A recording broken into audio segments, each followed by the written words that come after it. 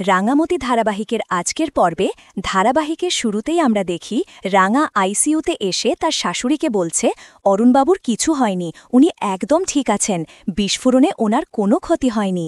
পিসিমা তখন তাকে না করে কথা বলতে বলে, কিন্তু রাঙার কানে কোনো কথা যায় না।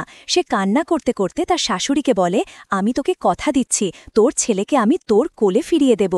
এই সময় একলব্যের মা চোখ নড়ায়। রাঙা তখন পিসিমা আর পাঞ্জালিকে ডেকে বলে, দেখো মা চোখ নড়িয়েছে। তখন তারাও একলব্যের মায়ের কাছে গিয়ে কান্না করতে থাকে।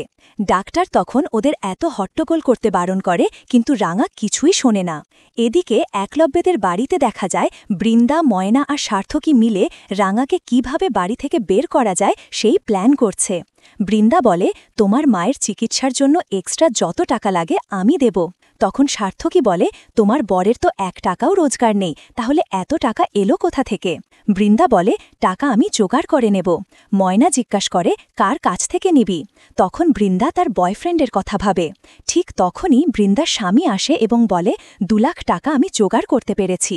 হাসপাতালে ফোন এসেছিল, ওরা বলছে আরও 10 লাখ লাগবে।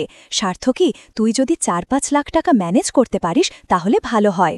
সার্থকী বলে, দাদা আমি তো এখন খুব খারাপ অবস্থায় আছি, হাতে একটাও টাকা নেই।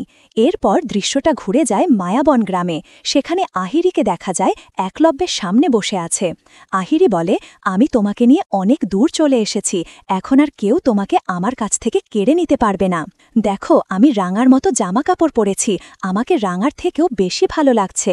তারপর আহিরি রাঙার মতো গ্রাম্য ভাষায় কথা বলে, কিন্তু একলব্য তো এসব কিছুই শুনতে পাচ্ছে না, কারণ ওকে প্ল্যান করে কোমায় পাঠিয়ে দেওয়া হয়েছে।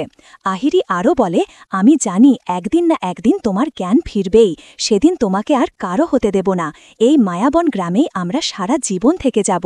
তারপর আহিরি একলব্যের বুকে মাথা রেখে শুয়ে পড়ে। এদিকে 1 নম্বর দাদা সার্থকীকে জিজ্ঞাসা করে, তোর না ব্যাংকে অনেক টাকা ছিল, সেগুলো কোথায় গেল? সার্থকী বলে, আমি বাজিতে সব টাকা উড়িয়ে ফেলেছি। বৃন্দা তখন বলে, সভ্য তুমি চিন্তা করো না, আমার একজন বন্ধু আছে, ওর কাছ থেকে টাকা এনে দিতে পারবো, কিন্তু ও গ্যারেন্টি ছাড়া টাকা দেবে না। সভ্য বলে, গ্যারেন্টি দেব? বৃন্দা বলে, এভাবে মুখের কথায় গ্যারেন্টি দেওয়া যায় না, তার জন্য বাড়ি গাড়ি গয়নাগাঠি বন্ধক রাখতে হয়। বৃন্দা আরও বলে, বাবা আর অঙ্কুরকে দেখি কত টাকা জোগাড় করতে পারে, তারপর বাকি যত টাকা লাগে সব আমি দেব। সভ্য তারপর সেখান থেকে চলে যায়। বৃন্দা তখন সার্থকীকে বলে, আমার বন্ধুকে এই বাড়িতে এনে বাড়িটা দেখিয়ে বিক্রি করে দেব, এই সুযোগটায় আমাদের ফায়দা তুলতেই হবে। বৃন্দা ময়নাকে বলে, এই কথাগুলো কিন্তু কারো কাছে মুখে ফোটাস না। এদিকে হাসপাতালে দেখা যায় ডাক্তার রাঙাকে কেবিন থেকে বেরিয়ে যেতে বলে। রাঙা হাত জোর করে বলে, ডাক্তারবাবু দয়া করে আমার মাকে বাঁচান। ডাক্তার বলে, ট্রিটমেন্ট করতে গেলে তো টাকা লাগবে, আপনারা এখনই টাকার ব্যবস্থা করুন। এরপর পিসিমা আর পাঞ্জালি মিলে রাঙাকে ধরে কেবিনের বাইরে নিয়ে আসে। পরের দৃশ্যে দেখা যায় পিসিমা আর পাঞ্জালি রাঙাকে বাড়িতে নিয়ে এসেছে। তারা প্যান্ডেলের ভিতরে ঢুকে কিছু একটা খুঁজে দেখার প্ল্যান করছে। ঠিক তখনই ময়না এসে বলে, তোর নাটক শেষ হলে এখন আমাদের কাজটা করতে দে। পিসিমা জিজ্ঞাসা করে, কি কাজ তোমাদের? ময়না বলে, আজ 1.5 দিন হয়ে গেছে একলব্যের কোনো খোঁজ নেই, সবাই বলছে ও মারা গেছে, এখন সব জেনে রাঙাকে এই অবস্থায় রাখা ঠিক হবে? সে আরও বলে, কাল পরশুর মধ্যে একলব্যের শ্রাদ্ধ করতে হবে। রাঙা সঙ্গে সঙ্গে বলে, আমি এসব কিছুই হতে দেব না, অরুণবাবুর কিছু হয়নি, উনি আবার ফিরে আসবেন এই বাড়িতে। তখন সার্থকী এসে বলে, পাড়ার লোকেরা তো এখনই কানাঘোষা শুরু করে দিয়েছে, রাঙা তুই এসব শাখা সিঁদুরের সাজ এখনই খুলে ফেল, স্বামী মারা যাওয়ার পর এই সাজ রাখা যায় না। পাঞ্জালি তখন সার্থকীকে বলে, তোর এত কিসের তাড়া, তুই আগেও রাঙাকে বিধবা সাজাতে চেয়েছিলি। রাঙা বৃন্দাকে দেখে বলে, এই ভাবনাটা নিশ্চয়ই ওপর মহল থেকে এসেছে। বৃন্দা বলে, ভাবনাটা যেখান থেকেই আসুন একলব্য আর ফিরে আসবে না, এই কথাটা সত্যি, তাই সমাজে মুখ দেখাতে গেলে তোর বিধবা সাজতেই হবে।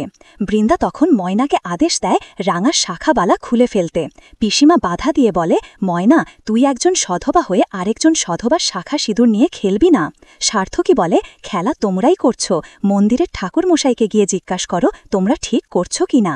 বৃন্দা বলে, এসব কাজ ঘরের ভিতরে হবে না, রাঙাকে বাইরে নিয়ে যেতে হবে।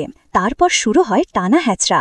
বৃন্দা আর ময়না রাঙাকে জোর করে বাইরে নিতে চায়, আর পাঞ্জালি পিসিমা তাদের বাধা দেয়। ঠিক তখনই সভ্য এসে হাজির হয়। সভ্য বলে, তোমরা এখন নিয়মকানুন নিয়ে পড়ে আছো, আর ওদিকে মায়ের অবস্থা খারাপ।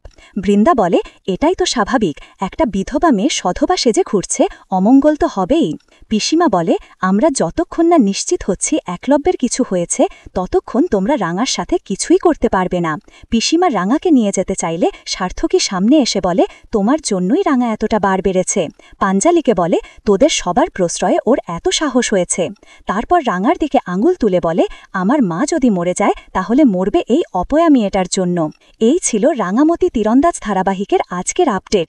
ভিডিওটি ভালো লাগলে চ্যানেলটি সাবস্ক্রাইব করে পাশে থাকা বেল আইকনটি অন করে দিন, আর আপনাদের মূল্যবান কমেন্ট করতে ভুলবেন না।